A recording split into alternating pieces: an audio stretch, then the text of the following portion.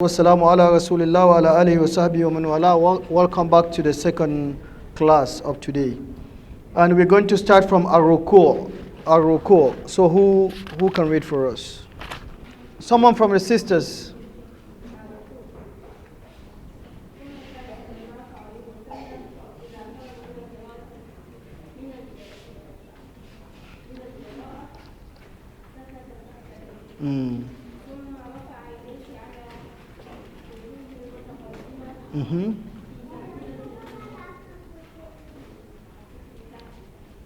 وكبر وركع.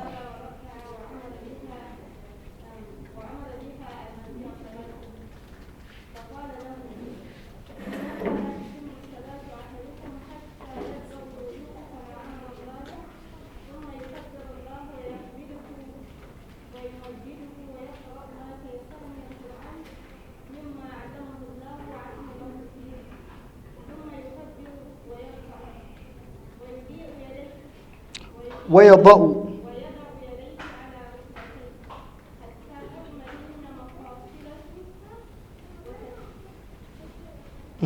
وتسترخي. طيب. Now, Jazakallah khair. Ar-Ruku'. Now we're going to go to how the ruku shall be made. How did the Prophet ﷺ did ruku, and how did he commanded the person who prayed badly to do ruku, and by extension all of us. ثم كان صلى الله عليه وسلم إذا فرغ من القراءة سكت سكتة. Then the Prophet ﷺ, when he finishes his recitation of surah, he will pause for a moment.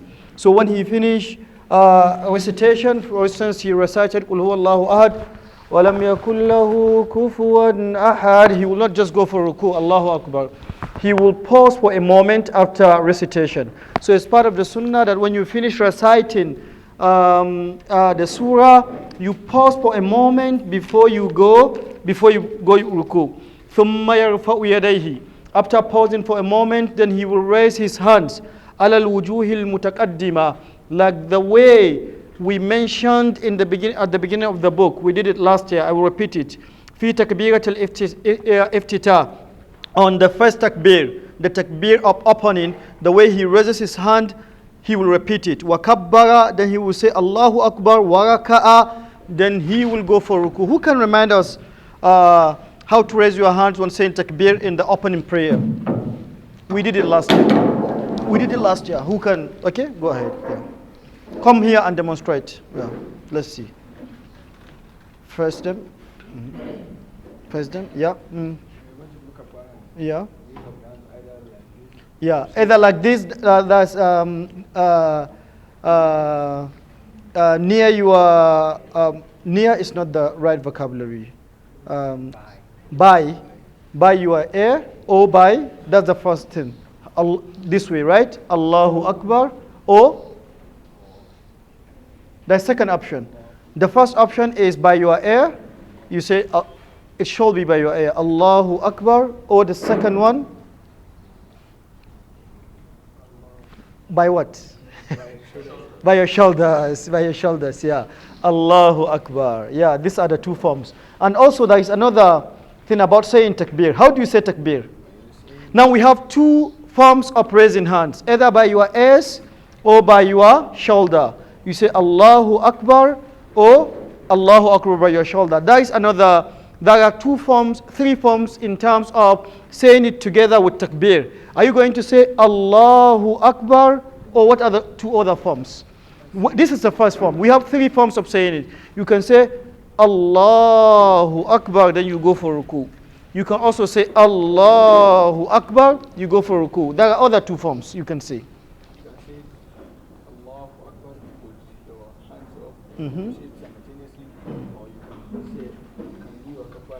Yep. Jazakallah khair. Yes. Now, in takbiratul istiftah, the takbir opening, you can go and sit down. Jazakallah khairan. You have three options. You can say Allahu Akbar together with takbir, saying takbir and raising your hand simultaneously. You can also say Allahu Akbar, then you raise your hand. You can also raise your hands and do this and then say Allahu Akbar.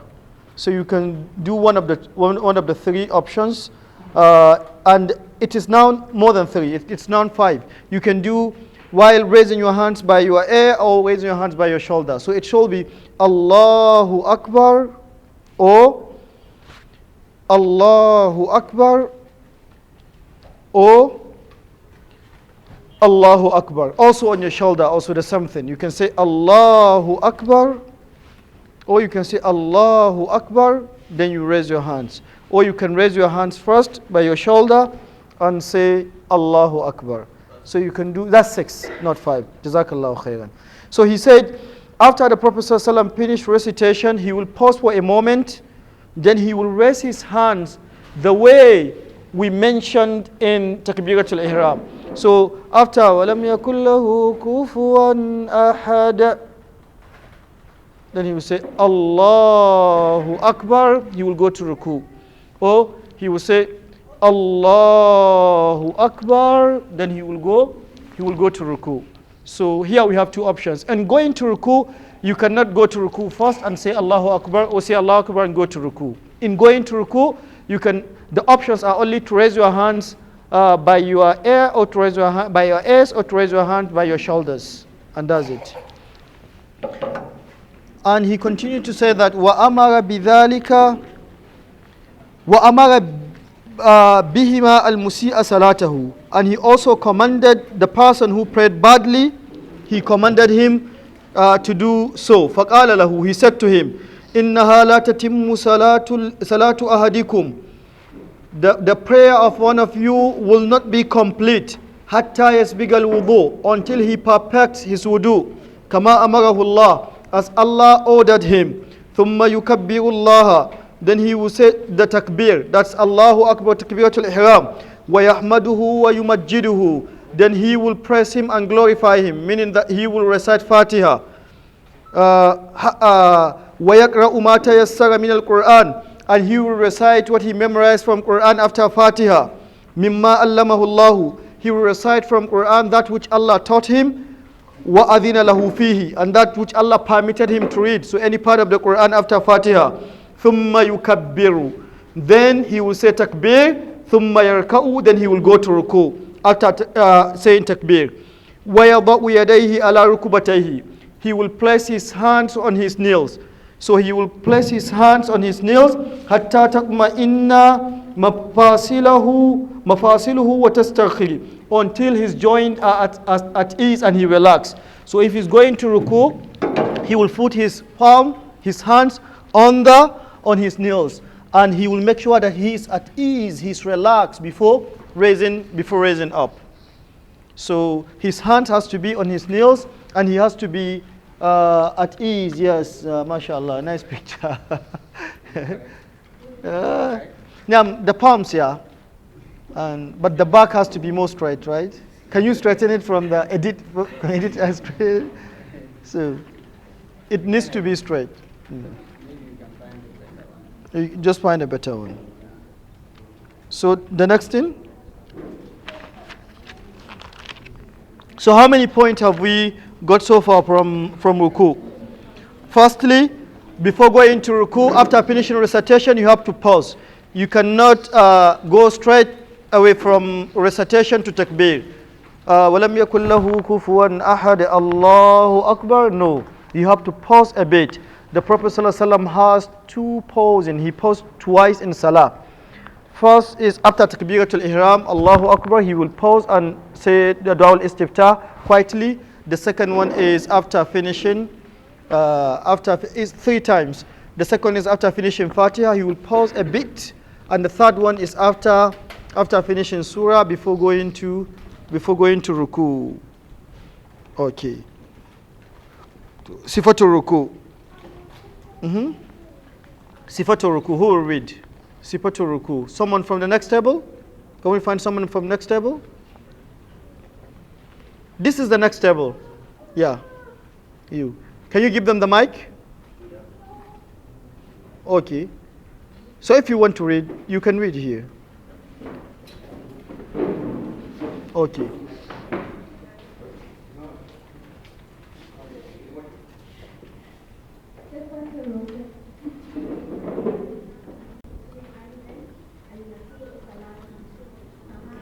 marra anifan. Kama marra anifan. Kama marra anifan.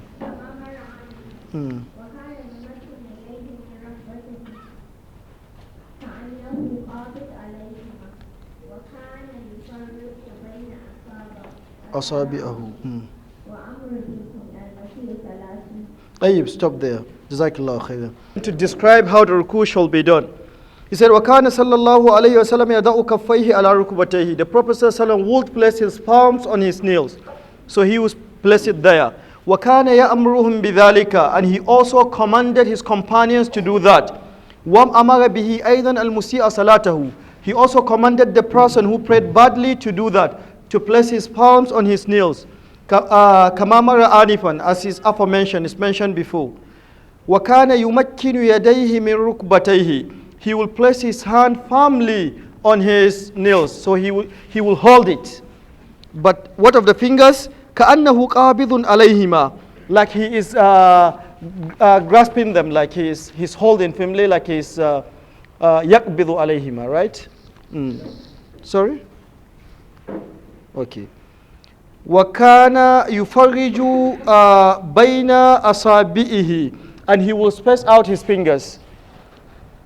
While he was holding, he will space out his fingers like this, and he will hold. So he will not put his fingers together and hold this way. No, it shall be this way. وَأَمَرَ بِهِ الْمُسِيءَ صَلَاتَهُ. He also commanded the person who prayed badly to do that. He said, إِذَا رَكَعْتَ. The Prophet ﷺ said to him, who can read from there, إِذَا رَكَعْتَ. Someone, the next table, إِذَا رَكَعْتَ.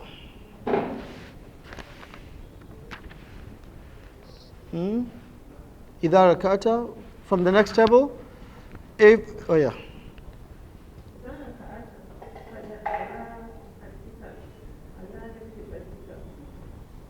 على ركبتيك.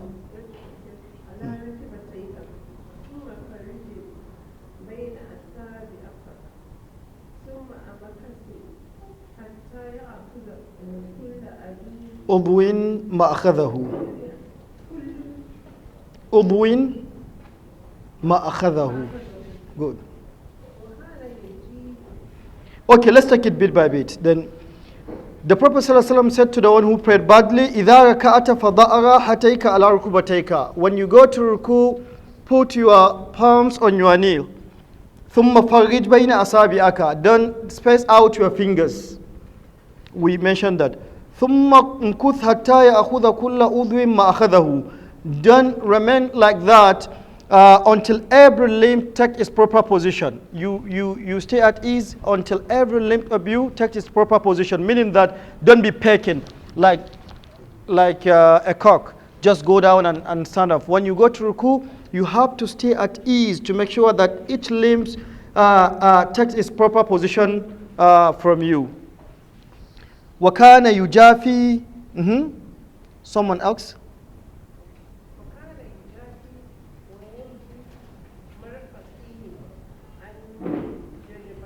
Yeah. وَكَانَ يُجَافِي. He will space out, he will give space, and he will distance his elbows from his sides. That's the meaning of yujafi mirfaqaihi and jambihi. So he will not do like this. With his hands, he will space it. That is why it's good. He will make a space between his hands and his sides. He will not put them together. That's the meaning of yujafi, jambayhi, and marifaqaihi. He will try to space his elbows from his sides.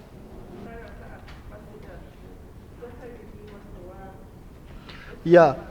وَكَانَ إِذَا رَكَعَ. And when he goes to ruku, بَسَطَ ظَهَرَهُ وَسَوَّاهُ. He will spread his back and he will level it. He will make sure that he spread his back and his back is level.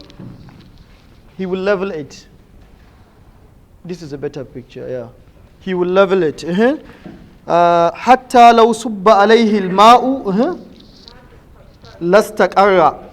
To such an extent that if water will be poured, it will stay there.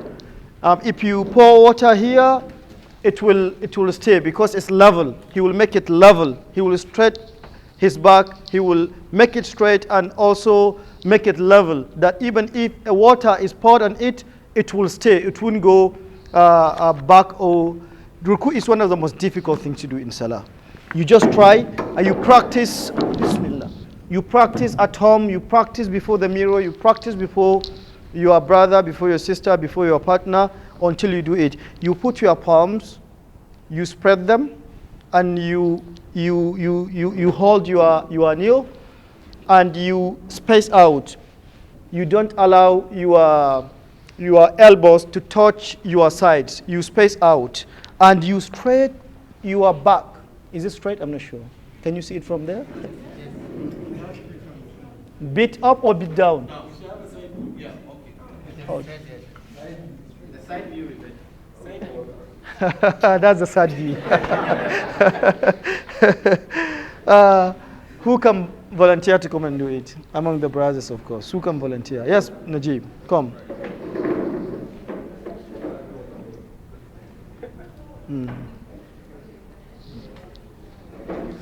Now you do it practically from the beginning. After the recitation, what will happen? You will pause a bit, right?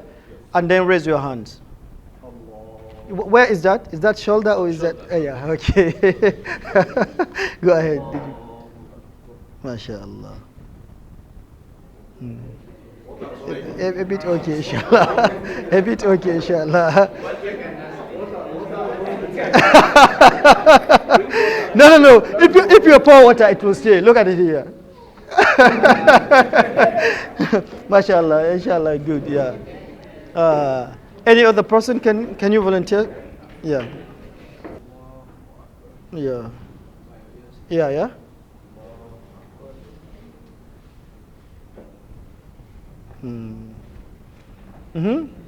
How do you see it? It's good, right? Oh yeah, I think he did that. You need to give a space, and I think he gave the space actually. So hold your knee. Yep. MashaAllah. I think it's good. It's fine. Or any other objection or correction? Do you think something is missing? See, if you think something is missing, come and demonstrate. Come and show us. Ahmad.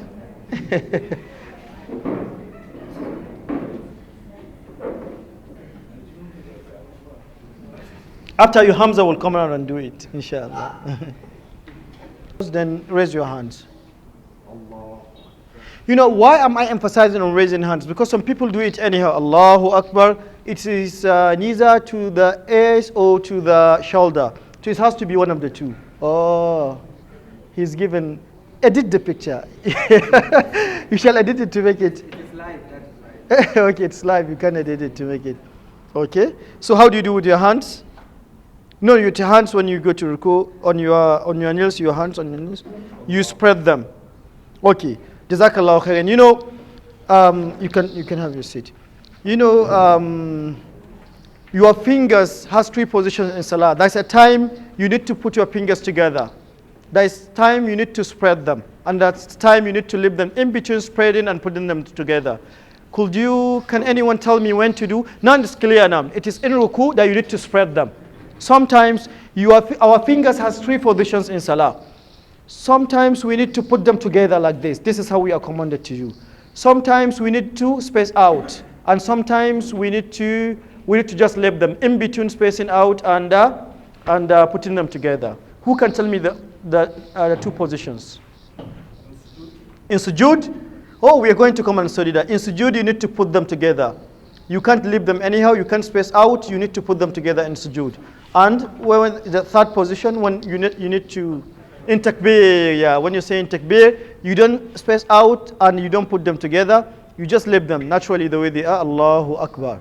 But if you go to ruku, space out. If you go to sujood, put them together. When you sit for tashahhud, you what? Sujood. Between the two sujood, you put them the way they are, just like the way you do takbir. You don't space them out. We're going to come to that today, I think.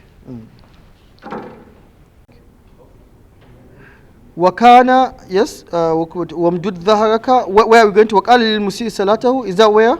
لو صب عليه الماء لاستقر. That's where we did, right? Who can read from there?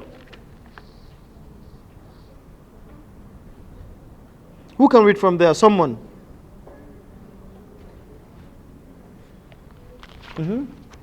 Someone shall. Ibrahim? Mubarak. Yeah. راحتيك على ركبتيك وامدد ظهرك ومكن لركوعك. طيب. Okay, just finish. وكان لا يصب رأسه ولا يقنع ولكن بين ذلك. طيب. فقال للمدلي فإذا ركعت فاجعل راحتيك على ركبتيك. When you go to ruku, put your palms on your knee. وَمْدُدْ ظَهَرَكَ, spread your back. وَمَكِّنْ لِرُكُوئِكَ, hold firmly for your ruku. I mean, stay firmly, make sure that each limb has got its position. So don't peg and go down and come up quickly. وَكَانَ لَا يَسُبُّ رَأْسَهُ وَلَا يَقْنَى, he won't put his head down and he won't raise it up. So when he's at ruku, he won't do this and he won't put it down. But he will look where he's doing sujood. Is it understood? Okay. Then next heading. What is next heading? Wujubu tumanina fi ruku. Who can read for us? From this table, from the first table. Someone shall read from the first table. No, I think the heading وجوب الطمأنينة في الركوع.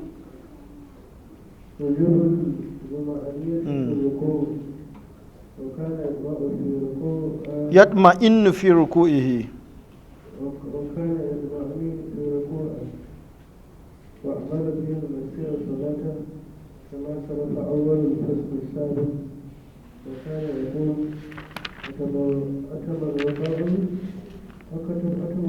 أتم الركوع والسجود. أتم الركوع والسجود والذي نفسي بيده إني لأراكم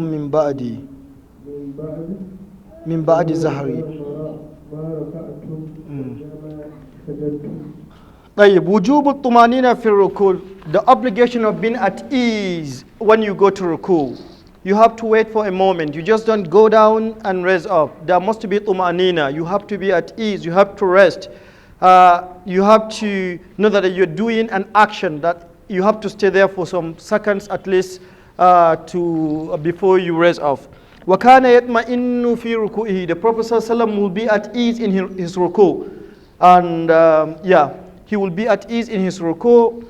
وَأَمَرَ بِهِ الْمُسِيءَ صَلَاتَهُ, and he commanded the person who prayed badly to do that. كَمَا سَلَفَ أَوَّلَ فَصْلِ السَّابِقِ, as we mentioned in the aforementioned or in the previous chapters. وَكَانَ يَقُولُ, he used to say, أَتِمُّ الرُّكُوءَ وَالسُّجُودَ, perfect your ruku and sujood, perfect it, complete it, do it in a perfect way. فَوَالَّذِي نَفْسِي بِيَدِهِ, I swear to the one who has my life in his hand, إِنِّي لَأَرَاكُمْ مِنْ بَعْدِ زَهَرِي, that I surely see you behind my back. When the Prophet ﷺ goes to ruku and sujood, he can see them behind his back. إِذَا مَا رَكَعَتُمْ أَوْ سَجَدْتُمْ, when you go to ruku or sujood. And this is a miracle specifically for the Prophet ﷺ, that he can see people behind him when he is praying. When he is praying. Outside the prayer, he can see the one who is at his back. And this is like khususiyya, something specifically for the Prophet. And Imam today, now before Salah, the Prophet will tell them that أَتِمُّ الرُّكُوءَ وَالسُّجُودَ وَالَّذِي نَفْسِي بِيَدِهِ إِنِّي لَأَرَاكُمْ مِنْ وَرَاءِ زَهْرِي إِذَا مَا رَكَعْتُمْ أَوْ سَجَدْتُمْ. Perfect your ruku and sujood. I swear to the one who has my life in his hand, I surely see you from my behind when you go to ruku or sujood. This is part of saying istawu itadilu. But today Imam cannot tell people like that. That a perfect your ruku and sujood, I surely see you from my back. No. They will know that maybe you are seeing them from mirror or you are turning back. You know, there are kind of things that you're not supposed to say if you're not a prophet. Some people, when they pray, surprisingly they pray, رَبَّنَا أَنزِلْ عَلَيْنَا مَائِدَةً مِّنَ السَّمَاءِ تَكُونُ لَنَا عِيدًا The meaning is that, oh Allah, descend a food for us from heaven. Allah will not descend it. It was a miracle done to a prophet, and that's how he prayed, and a miracle was given to him. And today some people will make the same prayer because it's appeared in the Quran that, oh Allah, descend a food for us. And they will not be even waiting for it because he didn't know what he was praying, and they will leave. So the same thing, you cannot tell people that I can see you from my back. It's part of what Imam tell people, because Imam is supposed to tell people to istawu, straighten your rows, close the gap, stand shoulder to shoulder. You can tell them that, but you can't tell them that you are seeing them from behind. This is specifically for the Prophet ﷺ. Okay, the next thing, somebody not you from that table.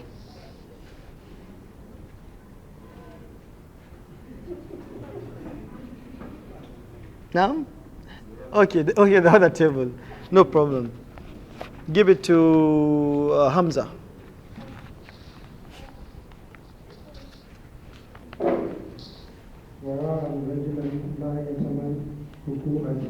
لا يتم ركوعه وينقر في سجوده وهو يصلي فقال لو مات هذا على حاله هذه مات على غير ملك محمد ينقر صلاته كما ينقر غراب الدم مثل الذي لا يتمم ركوعا ويتفرج في سجوده مثل جاء الذي يأكل ثمرا والثمرتين لا يغنيان عنه شيئا ورأى رجلا لا يتم ركوعه. The Prophet ﷺ saw a person that did not perfect his ruku. He was doing ruku imperfectly. He was not fulfilling the conditions we mentioned. He was not following the format the Prophet ﷺ set for them. وَيَنْقُرُ فِي سُجُودِهِ, and is pecking in his sujood. He just go to sujood and he raise his head up. وَهُوَ يُسَلِّي, while that person is praying. فَقَالَ, then the Prophet ﷺ said, لَوْ مَاتَ هَذَا, listen to this statement, لَوْ مَاتَ هَذَا عَلَى هَذِهِ الْحَالَةِ مَاتَ عَلَى غَيْرِ مِلَّةِ مُحَمَّدٍ. That if this person were to die doing this, he died not on the path of the Prophet Muhammad ﷺ. So it's really dangerous. مَاتَ عَلَى غَيْرِ مِلَّةِ الْإِسْلَامِ. He died on a way, on a path, or on a faith, you can say, that is not the faith of Prophet Muhammad. يَنْقُرُ صَلَاتَهُ كَمَا يَنْقُرُ الْغُرَابِ. He's pecking his prayer just like the crow of pecking his prayer, just like a deek, just like a cock. مَثَلُ الَّذِي لَا يَتِمُّ رُكُوعَهُ وَيَنْقُرُ فِي سُجُودِهِ. The likes or the example of the person who does not perfect his ruku and is pecking his sujood, مثل الجائع الذي يأكل التمرة والتمرتين لا يغنيان عنه شيئا. It's like a hungry person who eats one date or two dates. They won't suffice him, so it won't work for him. So if you do not perfect your ruku and sujood, your salah won't suffice for you. وقال Abu Huraira. Who are from this table? Probably Abdul Rashid. Give him.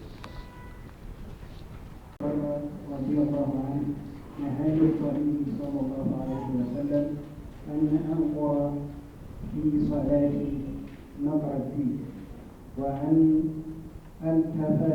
التفت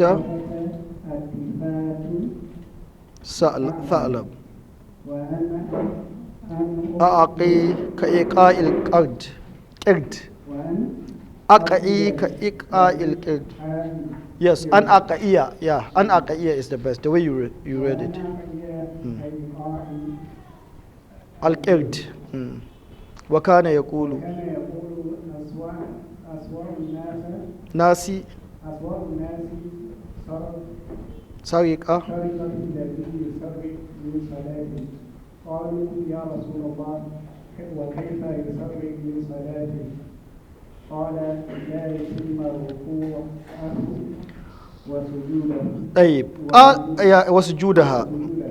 وهريرة رضي الله عنه said, Nahani Khalili sallallahu alayhi wa sallam, my closest friend, my intimate, the Prophet sallallahu alayhi wa sallam, my beloved friend, forbade me an anqura fi salati kanaqri dik, to peck in my prayer like the pecking of a cock, just taking and bowing and prostrating and raising without being at ease, without staying for a while before you raise.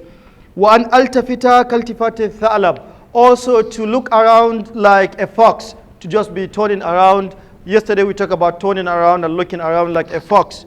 وَأَنْ أَقْئِكَ إِقْرَاءِ الْقِرْدِ, also to skirt like the skirting of what is skirt? Like a skirting of monkey, just to sit down. We're going to come to sitting in Salah. There are format of sitting in Salah. Once you sit, not that format, it is forbidden. Now, what can you deduce from this hadith? You know, yesterday we did that. I asked you to deduce something that is not apparent, something that is hidden. Now he said, Nahani Khalili Sallallahu Alaihi Wasallam, my beloved friend, my closest friend, Sallallahu Alaihi Wasallam, forbade me an anqura fi salati kanaqid, to peck in my prayer like the pecking of a cock, wa an altafita kaltifati tha'alab, also to look around like a fox, wa an aqi ka iqa'il qird, also to squat like the squatting of a monkey. Now, these acts are forbidden. To be looking around in your salah is forbidden. This is the primary teaching of this, and this is very apparent. Also, to peck in your salah is also forbidden. Also, to squat like a monkey is also forbidden. But what else can you understand from it as well? That is not apparent. This is not what is meant in this chapter, but the hadith can contain it. Because this hadith, you know, that is how scholars, if you bring all hadith together, maybe they are this big. Maybe there are 5 volumes, all are hadith. But if you see how scholars deduce ruling from it, it is a big library. It is 10 times this whole library. But what they do, all these ahadith that we mention here, could be mentioned in another chapter and talking about different things. Like this hadith could be mentioned in something I want you to deduce. Something that has nothing to do with salah. Don't think of salah.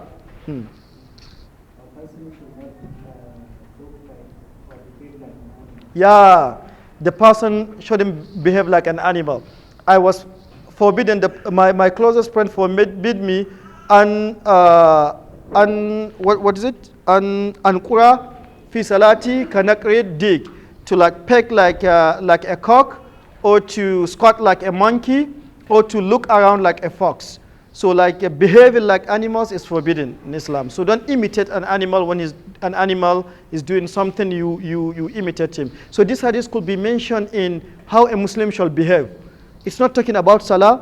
Then you say that the Prophet ﷺ also forbade us to do things like animals. And like in hadith where he said, when you are praying, you're not talking about prayer completely, you are talking about this act, then you cite the hadith.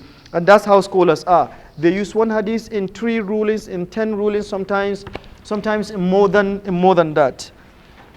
Okay, have you read the next one? Have you read it? وَكَانَ يَقُولُ, and he used to say, أَسْوَأُ النَّاسِ سَرِقًا, the worst of the thieves, الَّذِي يَسْرُقُ فِي صَلَاتِهِ, is the one who steals in his prayer. The worst of thieves is the one who steals in his prayer. قالوا يا رسول الله كيف يسرق في صلاتي? They said, oh, the Messenger of Allah, how could one steal in his prayer? قالوا, he said, لا يتم ركوعها وسجودها. The one who does not perfect the ruku or sujood is stealing in his salah.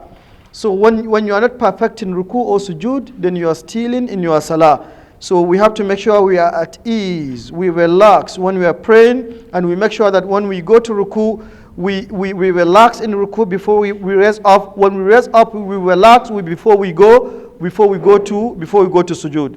وَكَانَ يُصَلِّي Rashid, فَلَمَهَا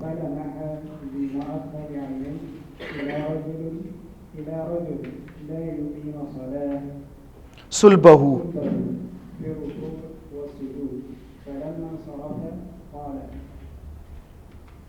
يا معشر المسلمين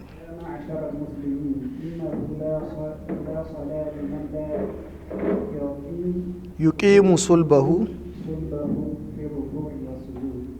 وقال في حديث آخر لا تجزي صلاة الرجل حتى يقيم ظهره في الركوع والسجود. Okay, وَكَانَ يُصَلِّي, and one time the Prophet ﷺ was praying. فلمها عينيه إلى رجل لا يقيم بموخ عينيه إلى رجل لا يقيم صلبه في ركوع وسجود. Then he glanced with the corner of his eye to a person who does not perfect his ruku. لا يقيم صلبه في ركوع. He does not make his back straight. He does not settle in ruku or sujud. The Prophet ﷺ, while in ruku, he glanced him with his eye, and he saw at his back that some of them, or one of them, was not straight in his back. He was not straightening his back. He was not settling his back in the ruku. فَلَمَّا انصَرَفَ, when he finished the salah, he said, يَا مَعْشَرَ الْمُسْلِمِينَ, O you Muslims, إِنَّهُ لَا صَلَاةَ لِمَنْ لَا يُقِيمُ صُلْبَهُ فِي الرُّكُوعِ وَالسُّجُودِ. There is no salah for the one who does not settle his back in salah. If you go to ruku, make sure that your back is settled in salah. Don't put your back up, don't bend it, try to make it straight. وقال في حديث آخر, and he said in another hadith, لا تجزئ صلاة الرجل, the prayer of a person does not count حتى يقيم ظهره في الركوع, unless he straighten his back in ruku and sujud. So you have to straighten your back in ruku and sujud before your salah counts. So this is the importance of ruku, and this is how it shall be done. So the in ruku you shall straighten your back, you shall do all the conditions you mentioned, you shall fulfill all these conditions. Now the next thing is about adhkar. We have to spend a lot of time on adhkar. I wish we did adhkar yesterday, so that today I will spend the first period asking you to say it. I will ask you yesterday to memorize it. I thought yesterday I was going to be so speedy that we're going to reach this place yesterday, and it will be our last class, Adhkar Sujud, yesterday. Then I will ask you to memorize at least 5 forms or 5 formats. Then today I will ask you, the first class I will ask you to recite them or to read them. But now how are we going to do? I don't want us to pass this Adhkar. We are going to mention like 13, I think, like 8. 7 of them. Then we need to memorize at least 4. So how are we going to do it? Shall we do it now and listen to it in the next class? Like after Zuhur, the next class, then I will be listening to you. Every one of you will have to read. Every one of you will have to read. So we have to choose, we have to identify. What I normally do is that we identify 3. We say these 3. We say that everyone will have to memorize 4, but we will identify 2 or 3. Then you memorize anyone you wish after the one we identified. After the ones we identify, then you memorize anyone. Because it's important, we can't just say, okay, go home and memorize them, and then you forget. We want you to practice this in your salah. So maybe you have only 1 form that you used to say in ruku. So now you are learning 3 more. And to diversify, to say this today and say another is the sunnah. Once the Prophet ﷺ is doing something in a different form, the sunnah is for you to do it in all the forms he did. Now we have 7 forms of supplications that the Prophet ﷺ recite in ruku. So the essence of coming to this class, you have already memorized maybe 1 or 2, is to add to that, to know that now there are another forms of supplications that we'll have to memorize and add to the one I'm doing. So if I do this for Salatul Zuhr, I will change to another one for Salatul Asr. If I do this today, I will change to another one tomorrow. So how many of these supplications shall we memorize before the next class? We will start now. We will recite them now. We will read them now. Or let's go through them first. Then we will decide how many are we going to take. Now? Okay, Azkar Ruku. Let's go for them. Mubarak, read for us.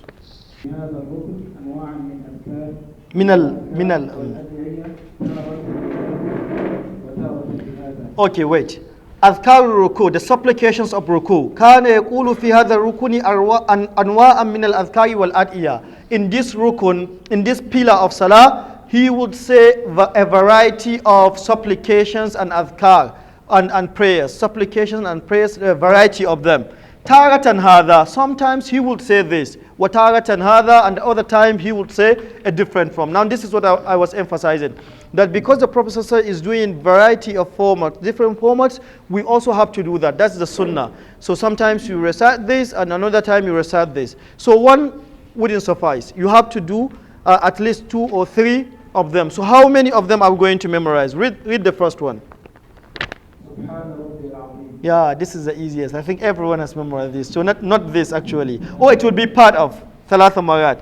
So he will say Subhana Rabbiyal Azim 3 times. وَكَانَ أَحْيَانًا يُكَيْغِرُهَا أَكْثَرَ. Sometimes he will repeat it more than 3 times. So Subhana Rabbiyal Azim, Subhana Rabbiyal Azim, Subhana Rabbiyal Azim. Sometimes he will repeat it more than that.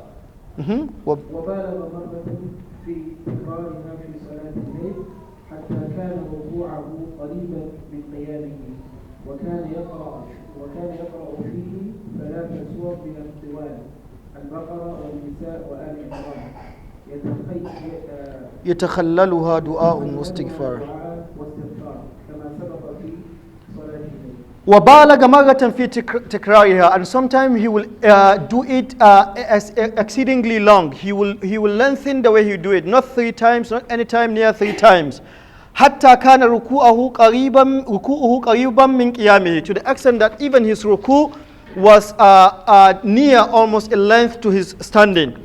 وكان يقرأ فيه 3 سور من الطوال, and in his standing he recited 3 longest chapters, Al-Baqarah, Nisa'i, Ali Imran.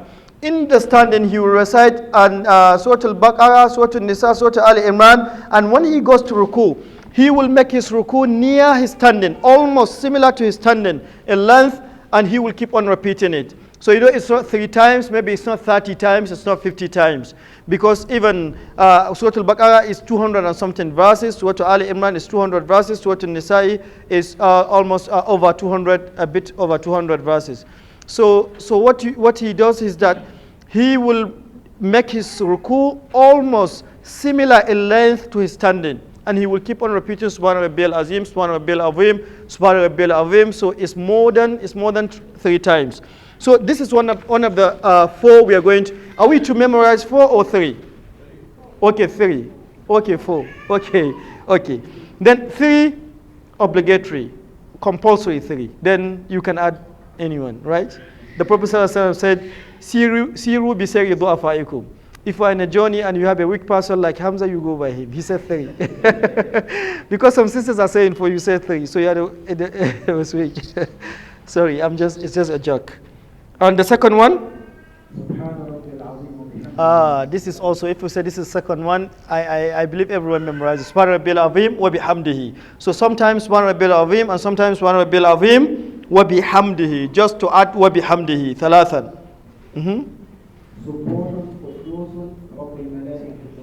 Subbuhun Quddusun Rabbul Malaikati wa Ruh. Maybe this is a bit strange. So 3 of this, I will ask every one of us up in the next to read this, to recite this. Subhana Rabbiyal Azim, Subhana Rabbiyal Azim, Subhana Rabbiyal Azim. Subhana Rabbiyal Azim wa bihamdihi, Subhana Rabbiyal Azim wa bihamdihi, Subhana Rabbiyal Azim wa bihamdihi. Then the next one is Subbuhun Quddusun Rabbul Malaikati wa Ruh. Subbuhun Quddusun Rabbul Malaikati wa Ruh. Subbuhun Quddusun Rabbul Malaikati wa Ruh. So these 3 has to be memorized. We all have to memorize them, and I will listen to you reciting them in the next class. Then the 4th one. Subhanakallahumma wa bihamdika. I don't think so. Subhanakallahumma Rabbana wa bihamdik. That's not Rabbana? Yes. I will say that I must have been doing that wrongly if you skip Rabbana. There is Rabbana. Allahumma gfirli yata'awwalu wa kana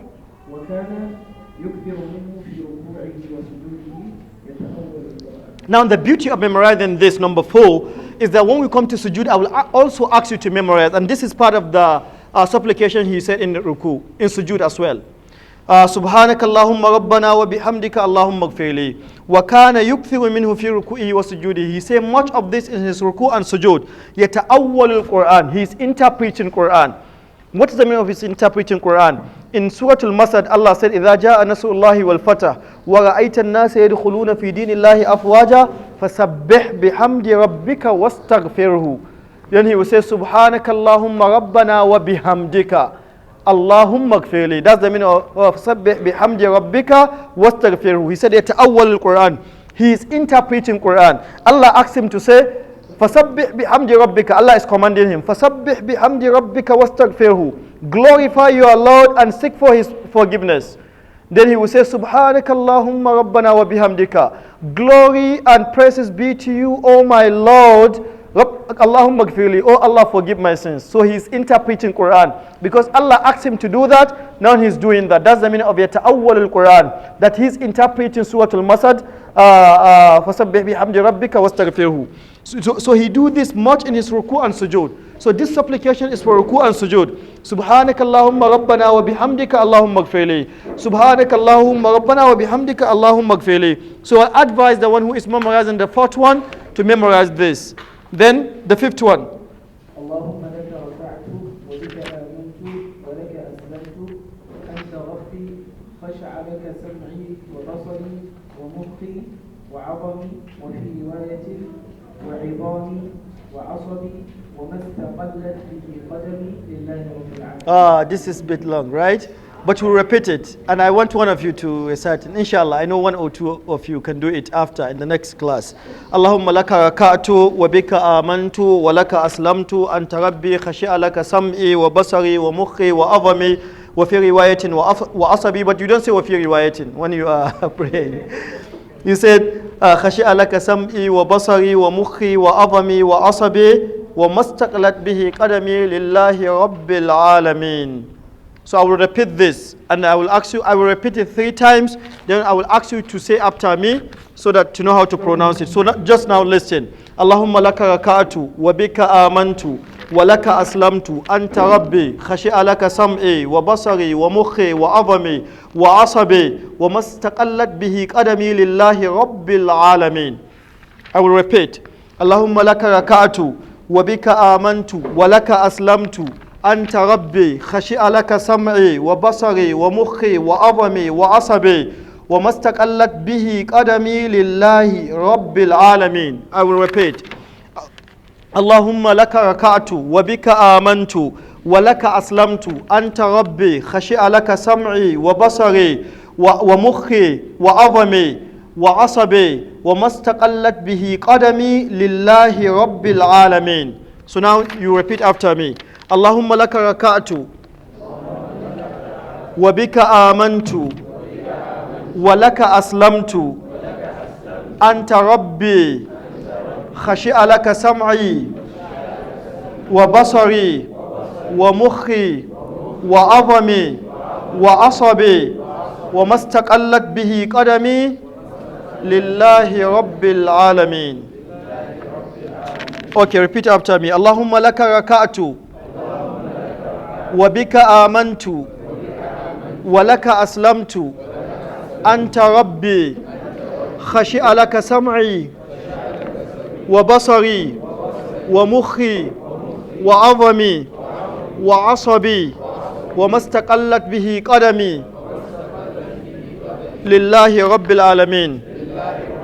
اللهم لك ركعت وبك آمنت ولك أسلمت أنت ربي خشع لك سمعي وبصري ومخي وعظمي وعصبي وما استقلت به قدمي لله رب العالمين. Now say it, repeat it 3 times yourself.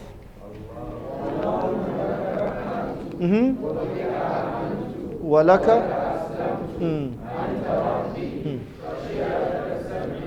وبصري مخي وعظمي وعصبي وما استقلت به قدمي لله رب العالمين. Repeat. اللهم لك ركعت ثم لك ركعت وبك آمنت ولك أسلمت أنت ربي خشع لك سمعي وبصري ومخي وعظمي وعصبي وما استقلت به قدمي لله رب العالمين. The 3rd time, the last time.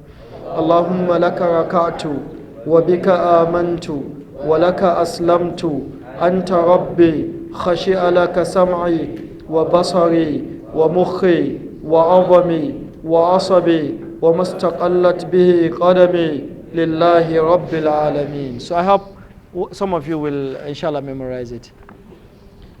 And then the sixth one.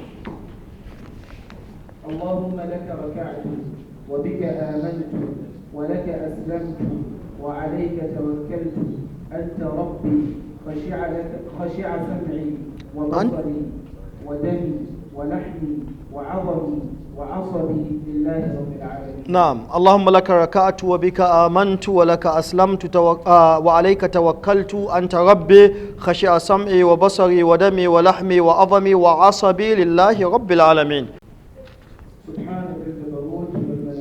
والكبرياء والعظمة. هذا قاله في صلاة الليل. This is specifically for Salatul Layl.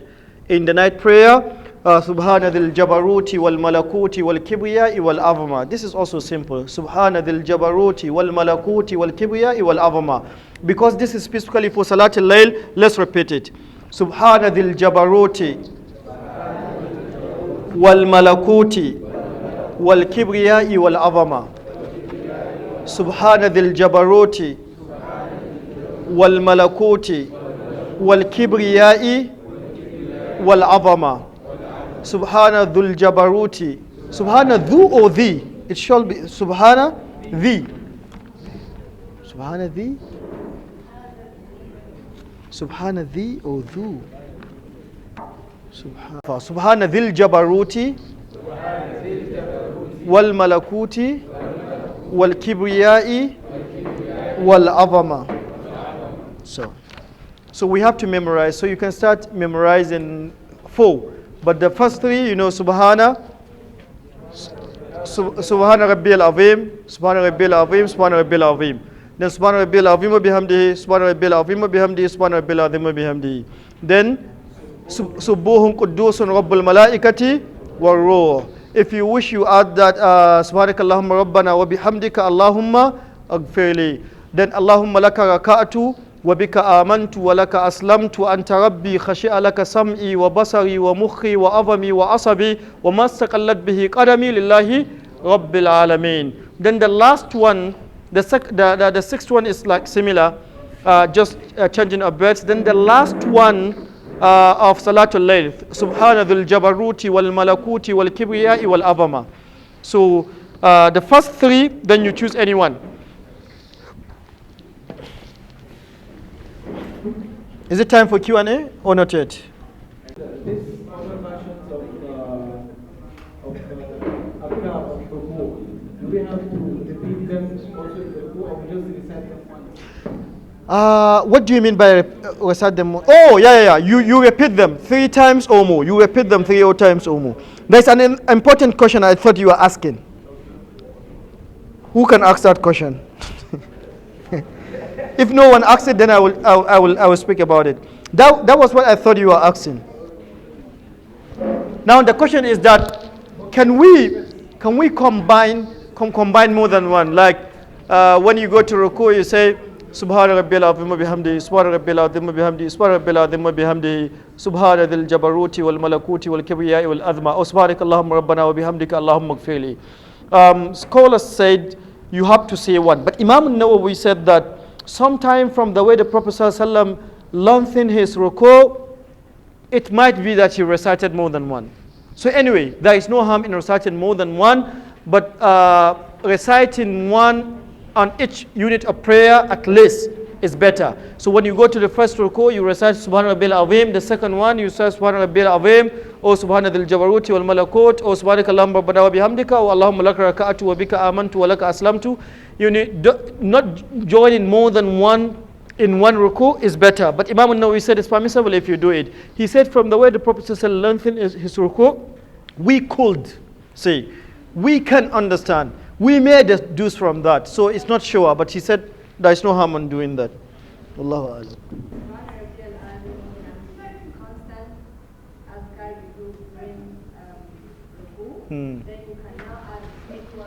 Yeah, have you heard her?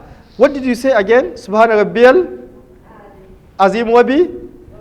This is the weakest. Some people think it's weak. I didn't say that. Some people think Subhana Rabbil Azim, in terms of isnad, Subhana Rabbil Azim is the most weak of them. I had Dr. Sanri Jalemu on Sunnah TV saying, don't recite Subhana Rabbil Azim wa bihamdi. It's weak hadith. It's weak hadith. It's not authentic. Many scholars are of the opinion that Subhana Rabbil Azim wa bihamdi is weak. Albani said that it comes in many narrations that when we put it together, this is the most popular, unfortunately, but it's the most weak in terms of isnad. To such an extent that some scholars say, don't recite it. It's not authentic. It's weak. The hadith is weak. So that's not correct view. So it's not constant. It's even, some scholars think that you don't even read it. Out of all these 7, if you ask to choose by the ranking of strength of isnad, that's the last one. Like Albani said, it is correct, it is authentic. That is why we said it is authentic. In the asal, that this Sifatu Salah is like a bridge. There is al asal. It is 3 volumes. He expatiated there, saying that, yeah, I know that all of the narrations of Subhana Rabbil Azim wa bihamdihi are weak. I know that all of them are weak. But what I'm arguing that if you put all of them together, they will add a strength that we can say at least it is hasan. This is what he argued in the asal of the 3 volumes. So don't even capitalize on it that you say it like constantly. Try to change with other ones that are more authentic. I have to look at the book to tell you which one is the strongest. But I know all of the strongest is Subhanaka Allahumma Rabbana wa bihamdika Allahumma gfirli. For sure this is reported by Bukhari and Muslim. But let's check. Is there another one reported by Bukhari and Muslim? But this is the strongest. Subhanaka Allahumma Rabbana wa bihamdika Allahumma gfirli. Yeah, you see it's reported by Bukhari and Muslim, because I know this is in Bukhari and Muslim. And I think it's the only one reported by Bukhari. Yes. I know. Also the last one is also no. It's the strongest. Subhanaka Allahumma Rabbana wa bihamdika Allahumma gfirli is the strongest. And no one is even next to it in terms of strength, because it is Bukhari and Muslim, and there is no Bukhari in it. There is no Bukhari. You know, we still have time before the food is ready, right? Let me give you this faida. Hadith is divided into, I think, 7 in terms of strength. Yes, it's Bukhari and Muslim. The most strongest is Bukhari and Muslim. Once you heard that the hadith is reported by Bukhari and Muslim, in another word, it is called what? Muttafaqun alayhi. It is agreed upon. Only 32 hadith reported by Bukhari and Muslim are criticized by Imam al-Daraqutni. Imam al-Daraqutni wrote a book, Al-Istidrakat wa Tatabbu. In this book, he's saying that Bukhari and Muslim also have some fault. I will try to single out the fault. He's not saying the hadiths are weak, but saying that there is a bit defect in the chain of isnad. Anyway, the strongest from hadith is Rawahul Bukhari and Muslim. This is first. The second strongest is Rawahul Bukhari. The third strongest is Rawahul Muslim. The fourth is the one that fulfills the conditions of Bukhari and Muslim, because Bukhari has its conditions. Certain hadith has to fulfill this condition before Bukhari reported. That is why the book of Bukhari, once you heard that hadith is supported by Bukhari, he has a book that you will find the hadith there. But he has some conditions before the hadith get into his book. Not all authentic hadiths he collected, but he collected the most authentic of authentic. Therefore, the most authentic hadith is the one reported by Bukhari and Muslim together, because Muslim is next to Bukhari.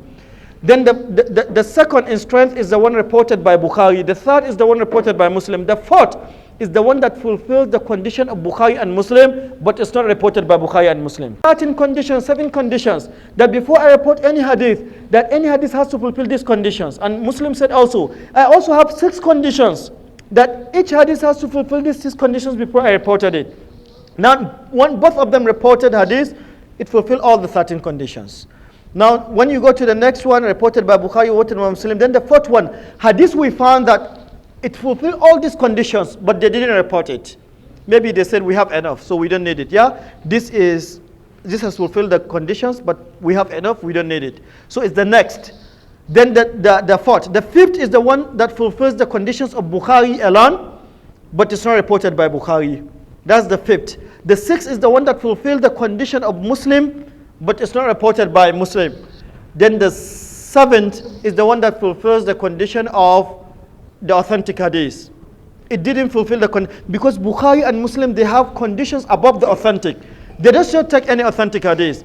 They say even if it is authentic, like for instance now, jam in universities. The cut mark of jam in public universities is 160. But some universities like ABU will tell you now, we will take the one with 180 and above. We don't need 160. And some lower universities will go with 160. So the cut mark, when you get 160 on jam, we will tell you that, yeah, you fulfill the condition to be accepted in universities, but not like ABU. ABU won't accept you despite the fact that you fulfill the condition. So the same thing with Bukhari. Bukhari will say, yeah, these are the conditions of Hadith Sahih. Amir told me you did Baykuniya, right? Did you do Baykuniya here? The conditions are mentioned in Baykuniya. أولها الصحيح وهو ما اتصل إسناده ولم يشذ أو يؤل يرويه عدل ضابط عن مثله مؤتمد في ضبطه ونقله. There are 5 conditions for Hadith to be authentic. But Bukhari said I have 7 conditions. Apart from these 5, I have my own 2 conditions that it has to fulfill. That is why once it's Rawah al-Bukhari, everyone says no, it is even above the normal Sahih we know. It adds 2 more conditions above our own. Muslim has its 6 conditions. So once it's supported by Muslim, it's not even only authentic, it has another condition added to it. When it is reported by Bukhari and Muslim, now it has the 13th condition. The 7 with Bukhari, not 13, because the 5 are the 5 of everyone. So it has another 3 conditions added to it. It has another 1 condition added to it, actually, if we put them together. So then the one that fulfills their condition but is not part of them, that is how a hadith is categorized. That is why we say there are 6 books of hadith, 6 collections. 6 must stop. I don't want to say 6 authentic because the 4 are not really authentic. We said Bukhari, Muslim, Abu Dawud, Tirmidhi, Nasai, Ibn Majah. If you find hadith in Bukhari and Muslim, first category. If you find hadith in Bukhari, the second category. In Muslim, third category. But Abu Dawud is not the 4th category. You might find a hadith outside Bukhari and outside Abu Dawud. It's not recorded by Abu Dawud, but it's stronger than the ones reported by Abu Dawud because it fulfills the condition of Bukhari and Muslim. This is another terminology of Mus'ab al-Hadith. This is not at times, but you are asking the strongest one is the one reported by Bukhari and Muslim, which is Subhanakallahumma rabbana wa bihamdika Allahumma gfirli. Bihamdi is what everyone, because it's common, it's general knowledge. It's not knowledge knowing Subhana Rabbil Azim. Everyone knows it, so he doesn't need a source. The source, if you want to find Subhana Rabbil Azim in a source, is very difficult. Look at it here. Go to the footnote. Go to the footnote.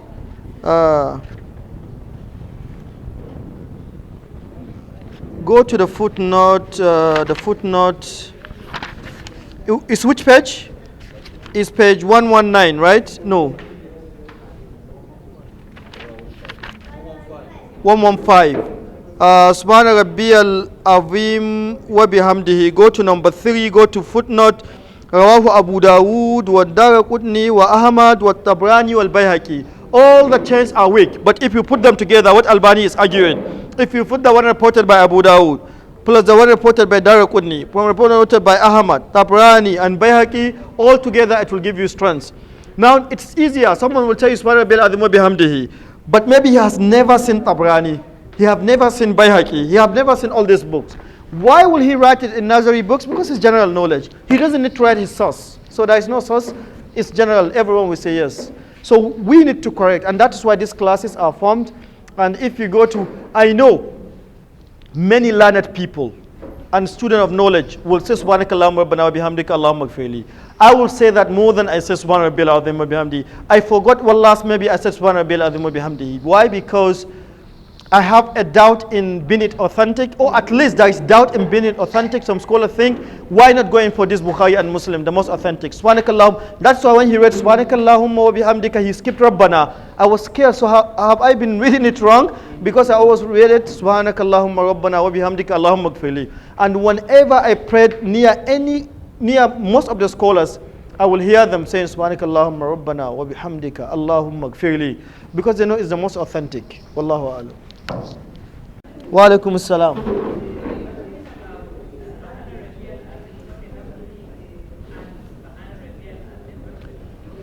Yeah. No. We are talking about addition of wa bihamdihi. Subhana Rabbil Azim is authentic, but adding wa bihamdihi is the one that has a problem. But we will say it's authentic. I will go by the opinion it's authentic, but there I know it's less authentic.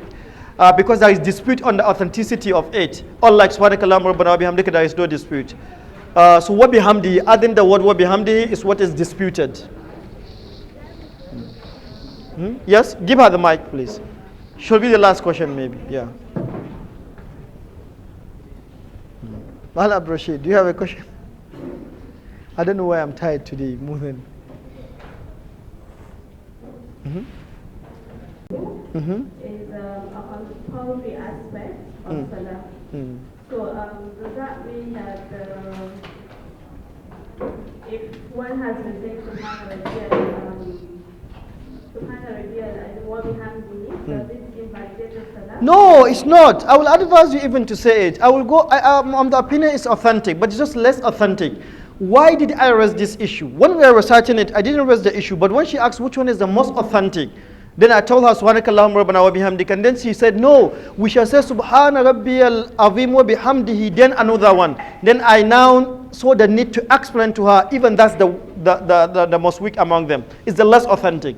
So we go by it. It's authentic. It's fine. Don't understand. All I've been saying was technical. That's why I skipped it when I was explaining. But just to clear the misconception that we have to say Subhana Rabbiyal Azim wa bihamdihi, then any other one, then I need to go into technical terms and reporting how scholars see it and this. It's fine when you say Subhana Rabbiyal Azim wa bihamdihi. There is nothing wrong about it. It's fine. But it's less authentic among all the 6. It's better you said the other 5 than you say Subhana Rabbiyal Azim wa bihamdihi. Because there is dispute among scholars whether Subhana Rabbiyal Azim wa bihamdihi is authentic or not. But I will go personally with the opinion of Sheikh Nasruddin Al-Albani. That's what is called blind follow. I normally blind follow him in most of the issue. But when he said authentic, authentic. Alhamdulillah, let's go.